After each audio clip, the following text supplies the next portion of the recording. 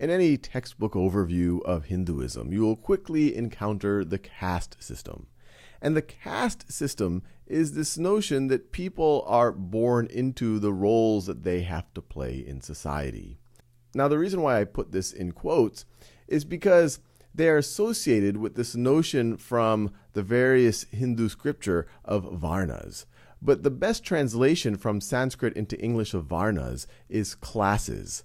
And it's interesting to think about whether they were first intended to be just social classes or also hereditary classes, as the caste system implies. What we do know is that as we approach modern Hinduism over the last several hundred years, it did approach something that was more what you are born into. But we'll look at a little bit at the scripture, and I'll leave it up to you to decide whether it was more of a social class or it was a class that you are born into. Now, the four Varnas that are described in the Vedas and in other Hindu scripture, at the top you have the Brahmins, who are the priests and the teachers, not to be confused with the god Brahma or the ultimate reality Brahman. Next, you have the Kshatriyas, who are the warriors and rulers. And it's interesting that at least in Hindu society, the Brahmins were considered higher than the warriors, the rulers, the kings. After that, you have the Vaishyas, who are the farmers, the merchants. And then next, the Shudras, the laborers, those who worked in service to the other three classes. Now, you also had and have people who are outside of these four different classes. Today, they refer to themselves as Dalits, which means the oppressed, but sometimes they've been referred to as untouchable. And that's because in traditional Hindu society, many of these people weren't even able to enter temples. They were discriminated against. They didn't have access to resources. They weren't even allowed to shake hands or make physical contact with other members of Hindu society. And we'll talk a little bit more about how this may or may not be changing.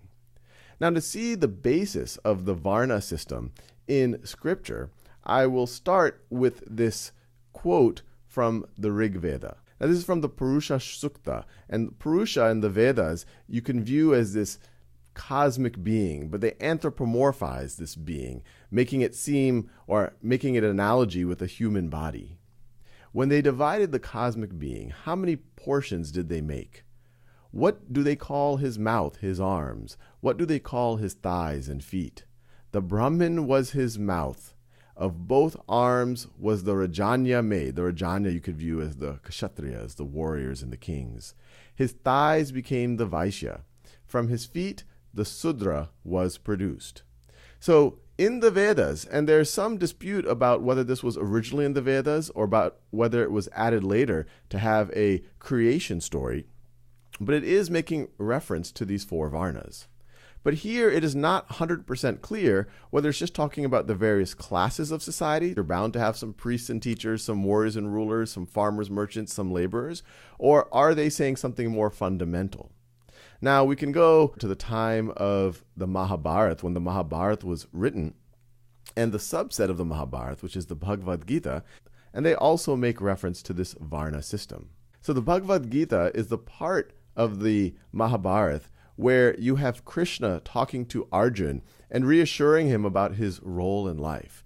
And this is what Krishna tells Arjun. A Brahman's virtues, born of his nature, are serenity, self-control, austerity, purity, tolerance, honesty, learning, and to know the truth of things which be. A Kshatriya's pride, born of his nature, lives in valor, exuberance, determination, resourcefulness, bravery in battle, and generosity and noble demeanor, as a lord of men. A Vaishya's task, born with his nature, is to till the ground, tend cattle, venture trade. A Shudra's state, suiting his nature, is service, arguably in service to the other three classes. Now, once again, it doesn't make strict reference to you are born a Brahmin. If your father was a Brahmin, then you have to be a Brahmin. Or if your father was a Kshatriya, you will be a Kshatriya. It is making reference to this idea of being born of his nature. So you could interpret that as this is this idea that you have some innate gifts, you have some innate tendencies, and those innate tendencies are going to dictate whether you're going to be a Brahmin, a Kshatriya, a Vaishya, or a Sudra. I encourage you, as always, to look up the primary documents yourself, and especially when you're looking at something that is a translation. This is a translation from Sanskrit to English. How it is translated matters. So try to look up multiple translations and come to your own conclusion. Now, regardless of whether the ancient Hindu scripture, the Bhagavad Gita, is over 2,000 years old, if we're talking about the Vedas, and especially if the Purusha Sukta was part of the original Vedas, we're talking about something that's over 3,000 years old. Regardless of the original intent of the Varna system, whether it was supposed to be just talking about classes as opposed to a hereditary caste, the reality is over the last several hundred years in India, it did become a caste. People whose parents were Brahmins became Brahmins. People whose parents were Kshatriyas became Kshatriyas. And they married amongst themselves, and it did dictate their social status. And so to put all of this in perspective, I'm going to give you a quote from really one of India's founding fathers. So this is a picture of B.R. Ambedkar, and he was born a Dalit and faced significant discrimination when he was growing up. He wasn't allowed to sit on chairs or eat next to his fellow students.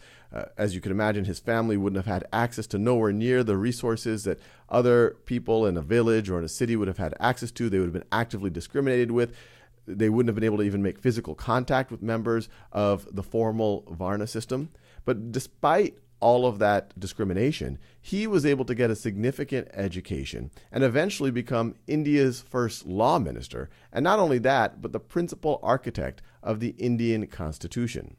And this is what he wrote about the caste system. Caste is not a physical object, like a wall of bricks or a line of barbed wire which prevents the Hindus from commingling and which has therefore to be pulled down. Caste is a notion. It is a state of the mind.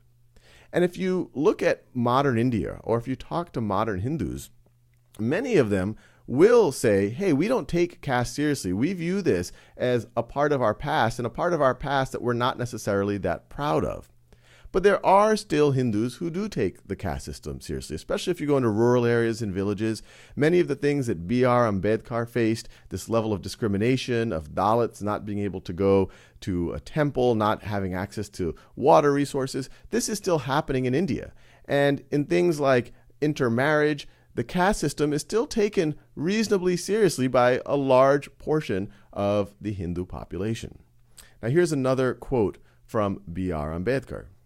Some men say that they should be satisfied with the abolition of untouchability only, leaving the caste system alone.